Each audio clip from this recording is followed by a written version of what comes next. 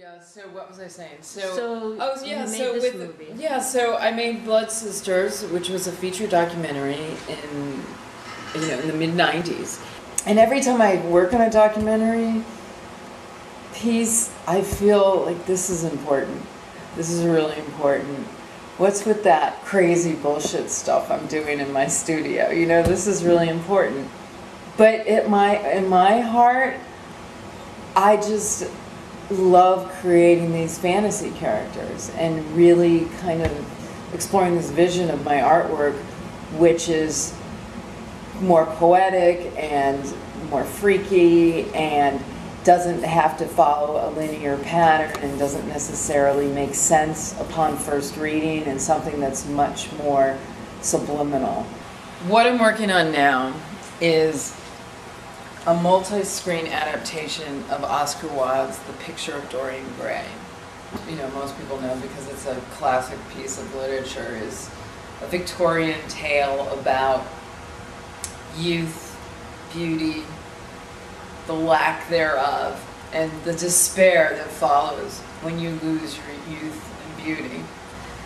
I mean, someone once described my work as being either, it goes from, oh wow, to ew, gross, and somewhere in between there, like oh wow and ew, gross, are really states that are beyond rational explanation, you know, or you can't verbally explain them. So I like the metaphorical or metaphysical free fall in life, but most people don't. What does a metaphorical free fall to you mean? It means being in a state of beautiful confusion. It isn't a straight narrative like you might expect. Most of the communication will be done through the repetition of different body sounds and shrieks, and there will be a lot of music in the piece because the rock star has her music and her band. The evil drag queen, who is Armin Roth, who's an amazing theremin performer, will be communicating mainly through his theremin. And Ren, who plays Dorian, also plays the viola. So there's also this relationship between all these musicians going on in the piece. So you don't have really any words being spoken? Everyone will probably have a moment where they speak to the camera, but there's no back and forth dialogue at all. And it's almost like a silent movie in that way, where everything is told through gestures and well, but it's not a silent movie. I mean, there's actually a lot of sound that's going to be in the piece, but it's abstracted in that sense. Does that make sense? Art generally doesn't make sense to the general public. So what's going on is, you know, this is the board where we're working on some ideas for Dorian's character. This is a wig piece that I'm experimenting with for the scene where Dorian hides in her apartment for like a month and just devours drugs. So you won't even see her face, and it'll just be this head that's strangled by this excessive hairpiece. I don't know, here's a bunch of... Oh, I can show you some drawings.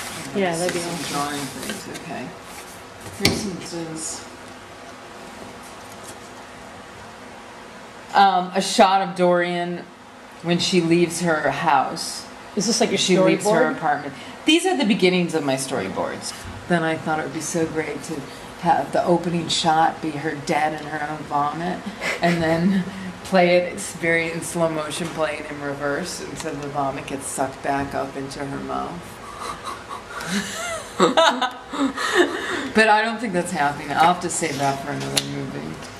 Well, anyway, this is a scene inspired by another artist's work, who takes these little superhero figures and whittles them down to emaciated skeletal-like creatures.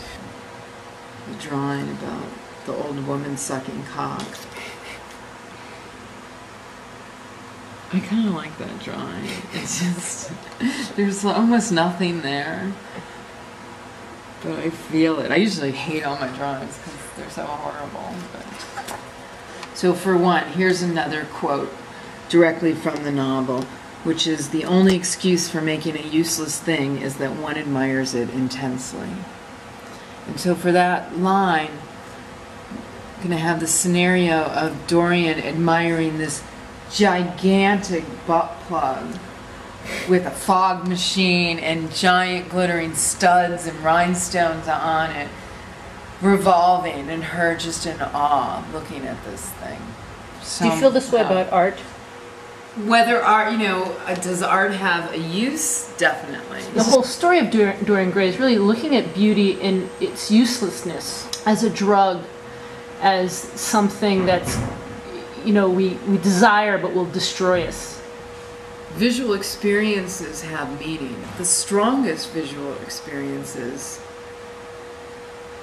are beyond explanation. That experience between oneself and an aesthetic experience, a visual image, a song, even a poem which uses words but it creates images, it's beyond language. It's really, you know, speaks to you on a different level than the way we normally operate in a linear, capitalist, consumer-driven society. And that's why art is so important, because it gives you those experiences. An experience that'll take you out of the mundane. And really, in some ways, give you something that may be defined by the word sublime.